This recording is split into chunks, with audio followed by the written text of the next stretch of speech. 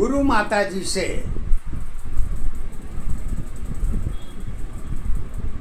सत्य के आधार पर एक शिष्या सुखदासी बेटी लेके आई है और उन्होंने गुरु माता जी से ही सत्य के आधार पर ही गुरु ज्ञान के द्वारा ही प्रश्न की दशा भी यही देखी पर है। एक ही पहचान है, सत्य। सत्य के ऊपर किसी और की पहचान नहीं। विश्वास के साथ, धर्म के साथ भी कह सकता हूँ कि सत्य के ऊपर अगर कोई विश्वास हो तो हमको लाके जरूर दिखा दीजिए। गुरु माता जी हमारी यही कहती हैं, सत्य के ऊपर न कोई आज तक देखा है न कोई देख सकता है। क्यों से कि गुरु माता जी कहती हैं, जब व्यक्ति की ज़रूरत ज़्यादा अपने आप में बढ़ने लगे तो यूँ जान लो कि कमियों की दशा पूरी तरह से देखने को मिलती है। क्यों से कि उसके ऊपर कोई जिम्मेदारी नहीं होती, और जिसके ऊपर जिम्मेदारी नहीं होती है और उसकी तो पहचान तो तीसरे आसमान पर दिखाई पड़ेगी। उसको के पास कोई जिम्मेदारी नहीं है। तो गुरु माता जी कहती हैं, जिस वृक्ष के अंदर फल लगा रहता है वो वृक्ष सदा झुका होता है, और जिस वृक्ष में फल ही नहीं है तो वो वृक्ष तो सदा तना रहता है। ऐसी गुण की दशा को करीब से पहचान तो होती है, पर अपनों के बीच की दशा के लिए भूमंडल की पहचान भी कर्म है। इस दोनों दशा को देखने के लिए तो भूमंडल पर ही आके देखी जा सकती है। सत्य के ऊपर सत्य की दशा क्या होती है ये तो सत्य ईश्वर परमेश्वर जाने, लेकिन भूमंडल के ऊपर तो कर्म की दशा ही सत्य है। रसखान सब कवि जी कहते हैं, सत्य कभी हारी नहीं है, सत्य कभी नहीं हारी है, और नहीं दशा उसकी कभी देखी जा सकती है। छाया अपनी पहचान नहीं छोड़ सकती, क्योंकि हर चीज तुम्हारी अपनी है, अब पहचान तुम्हारी एक नहीं। रसखान जी संत हमारे कहते हैं कि हर चीज तुम्हारी अपनी है, अब पहचान तुम्हारी एक नहीं, और दशा तुम्हारी अपनी है तो आधार तुम्हारी एक नहीं। अरे भैया, जब तुम्हारे पास कुछ है ही नहीं तो किस सत्य का पहाड़ा लेके धर्म के आधार पर, सामाजिक जीवन के आधार पर, समाज के आधार पर, विज्ञान के आधार पर, सत्य के आधार पर कहाँ तक तुम लेके चल सकते हो? तुम्हारे पास तो इसका भी समय का भी पता नहीं है, परिवर्तन दशा का भी आधार नहीं मालूम है। ऐसी दो दशा के ऊपर तो तुम्हारे जीवन की पहचान है, तो सत्य की पहचान क्या यही है क्या? रसखान कवि जी कहते हैं, जिस रास्ते के आधार पर ही अपनों की पहचान होती है वह तो पहचान स्वयं की चरित्र में ही देखी जा सकती है और कहीं नहीं देखी जा सकती। बाहर की दशा से पता नहीं है, लेकिन सत्य की दशा तो स्वयं आप हैं। रसखान कवि जी कहते हैं, स्वयं की अवस्था में ही सारी दशाएं देखी जा सकती है, लेकिन स्वयं की दशा नहीं है तो आपकी दुख सुख की दशा भी नहीं है।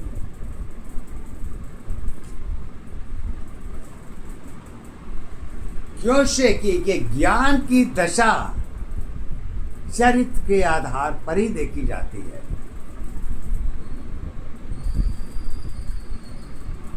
लेकिन चरित्र की भी अस्थाई आधार सबकी तो है, लेकिन मन की नहीं है। क्यों से सत्य मन दोनों एक है। मन की अवस्था ही सत्य की रूपरेखा को बदलती रहती है। तो यही प्रश्न का सुखदासी व्यक्ति का गुरु मास के लिए यही है कि रसखान कवि जी सत्य के आधार पर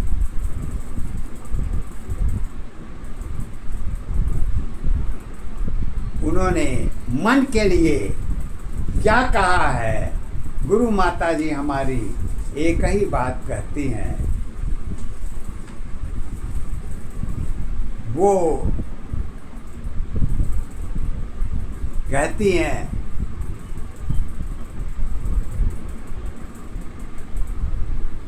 सोच तुम्हारी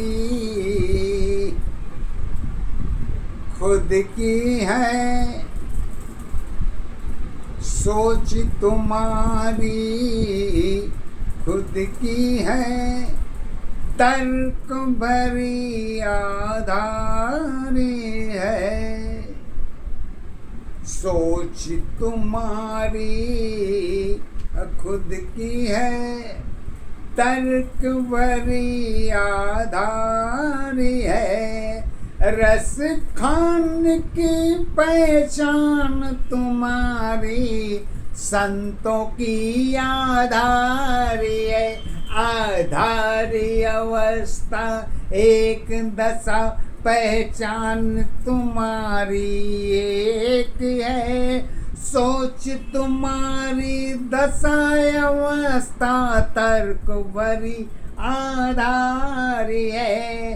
आधार तुम्हारी मानो जीवन, जीवन की पहचान बनी।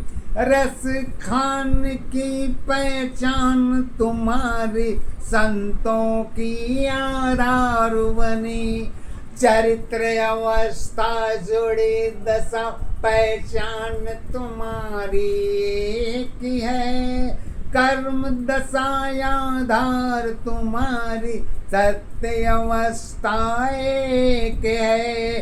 अगुण की दशा स्वयं की अपनी एक दशा आधार बनी। रस खान की उपदेश में सत्य दशा पहचान बनी। रस शब्द की अर्थ स्वयं की प्रेम की आधार बनी। प्रेम की सीमा एक है, गहराई की आधार नहीं। ऊर्जा शक्ति प्रेम की भक्ति अवस्था की पहचान है। स्वयं अवस्था जीवन की रस खान की पहचान है। पहचान अवस्था मन की दशा है। पहचान अवस्था मन की दशा है। कर्म जुड़ी आधार है। मानव जीवन पहचान तुम्हारी चरित्र की सत्य आधार है। कहती है गुरु माता जी हमारी रसखान कवि जी के लिए कहते हैं कि रसखान जी कहते हैं कि भाई देखो, हमको तो कोई अरम धर्म का पहाड़ा नहीं मालूम है। हम तो एक ही पहाड़ा बस जानता हूँ। मन की दशा यदि स्वयं में सत्य है तो ऊर्जा शक्ति है। ईश्वर की पहचान भी तो मन के अंदर ही है। मन के बाहर तो कुछ है ही नहीं। मन के बाहर जिसकी होगी वो अपना ले जाएगा, लेकिन सत्य का आधार तो मैं ही हूँ और मन की अवस्था भी मैं ही हूँ। और मेरे मन के वो अवस्था के ऊपर किसी और की पहचान नहीं हो सकती। तो रैदास जी कहते हैं कि मन चंगा तो कठौती में गंगा। स्वयं के मन के अंदर अगर आपके विश्वास और इच्छा की दशा सत्य है तो ईश्वर कहीं से असत्य नहीं है।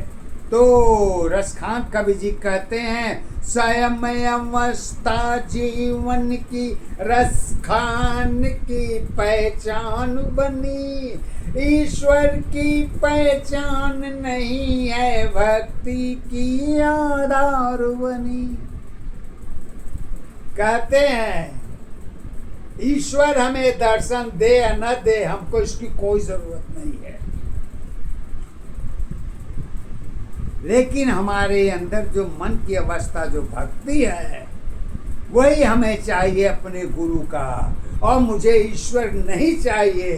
रसखान जी कहते हैं, स्वयं की भक्ति ईश्वर की है, भक्तों की आधार बनी, सत्य अवस्था रस खान की प्रेम की आधार बनी, इसके ऊपर भक्ति नहीं है और कोई पहचान नहीं, प्रेम दया और मन की अवस्था भक्ति की आधार बनी। रसखान जी कहते हैं, प्रेम के ऊपर तो स्वयं ईश्वर की भी भक्ति नहीं बैठी है। ईश्वर को भी अगर भक्ति का पहचान लेना हो तो मानव जीवन की दशा के साथ में ही आके देखी जा सकती है। आपकी सत्य की भक्ति तो आप अपने ईश्वर के पहचान पर देखिए, वो मेरी प्रॉब्लम नहीं है। अगर जगत में आना है तो ईश्वर के पार ब्रह्म परमेश्वर की नियम कानून के अंतर्गत में ही आपकी दशा देखी जा सकती है। अगर आपको अपनी दशा दिखानी है तो जाइए देवलोक में दिखाइए, लेकिन सत्य बंटवारे के आधार पर जगत की पहचान तो केवल कर्म के आधार में ही देखी जाती है, और उसमें स्वयं ईश्वर भी विराजमान है। ये बात नहीं है कि हम ही हम हैं तुम ही तुम हो। तो उसके लिए रसखान जी एक ही बात कहते हैं, कहते हैं स्वयं की भक्ति ईश्वर की है, भक्तों की आधार है, यही अवस्था रस खाने की प्रेम की पहचान है, इसके ऊपर भक्ति नहीं है और कोई पहचान नहीं, मन की भक्ति सत्य की भक्ति रस खाने के आधार है। रसखान जी कहते हैं, धर्मों के आधार पर मुझे भक्ति की पहचान तो नहीं मालूम है, लेकिन परम गुरु पूज्य गुरु हमारे जो हमको ज्ञान दिए हैं, मैं उसी भक्ति के अधीन हूँ, उसके ऊपर मेरे पास कोई भक्ति नहीं है। तो गुरु माँ जी अपने परम पूज्य गुरु देव की वाणी के आधार पर रसखान जी की पहचान को आगे बढ़ाते हुए प्रश्न के आधार पर यही कहती हैं, यही अवस्था जीवन की प्रेम की पहचान है, गुरु करे जब शिष्य की भक्ति, शिष्य में प्रेम आधार है। जब गुरु शिष्य की भक्ति करने लगे तो प्रेम की दशा भी सरमस्तक हो जाती है। क्यों?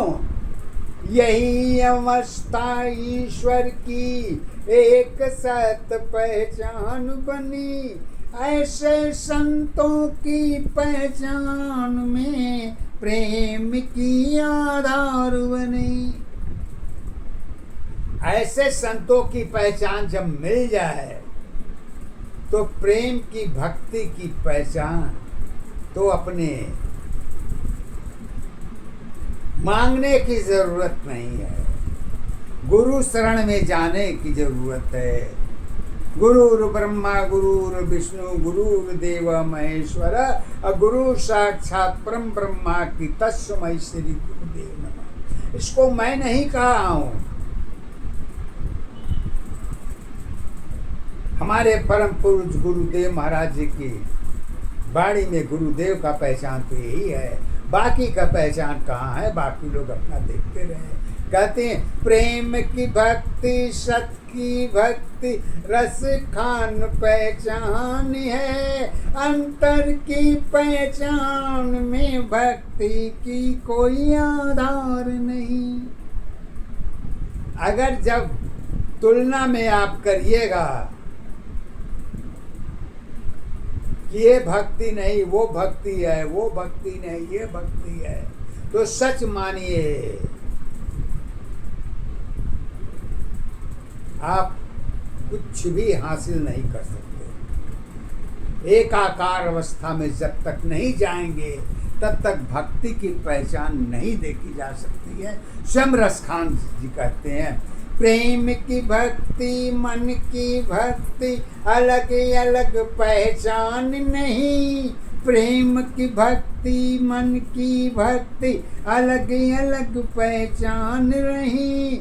रस खान की भक्ति की, ईश्वर की भक्ति एक है। दो अवस्था मन की भक्ति, एक सत पहचान है। दोनों अवस्था मन की भक्ति कर्म नहीं आधार है। कर्म दशा पहचान नहीं है, जीवन की आधार नहीं।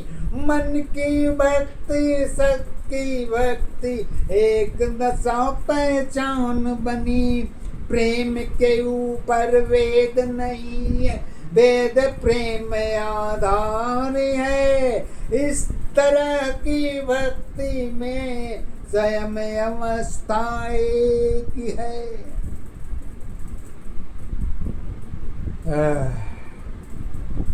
स्वयं अवस्था एक है।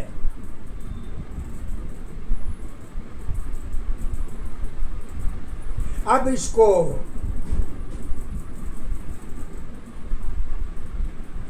रसखान जी कहते हैं कर्म कोई पाप पुण्य के दशा में नहीं देखी जाती है, चाहे छोटा हो चाहे बड़ा हो। कर्म की दशा से भक्ति की दशा तुलना नहीं की जा सकती है। कर्म अपने स्थान पर है, अब भक्ति अपने स्थान पर है।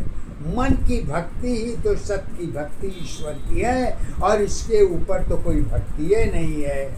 तो रसखान जी एक ही बात कहते हैं कि अगर मन की भक्ति को पहचान लो तो जगत की भक्ति कोई माने नहीं रखेगी। जगत की भक्ति तो जगत तक ही रह जाएगी, और मन की भक्ति तो सत्य के ऊपर की पहचान बन जाती है। जहाँ सत्य की भी पहचान नहीं हो पाती, वहाँ मन की भक्ति ही सत्य के भक्ति के ऊपर की पहचान होती है। जो कहते हैं रसखान कवि जी, पहचान तुम्हारी एक है, स्वयं दशा आधार है। सत्य की पहचान तुम्हारी एक की आधार है। रसखान अवस्था ज्ञान की, स्वयं की पहचान करो। स्वयं दशा पहचान अवस्था, स्वयं की सत्ताधार है। सत्य अवस्था सोच दशा पहचान तुम्हारी एक है। मन की अवस्था विश्वास तुम्हारी मानव की पहचान है। मानव जीवन कर्म दशा पहचान तेरी आधार बनी। भक्ति शक्ति जुड़ी अवस्था एक दशा पहचान बनी। प्रेम तुम्हारी यही रही है, दशा तुम्हारी एक है। प्रेम तुम्हारी यही है, दशा तुम्हारी एक है,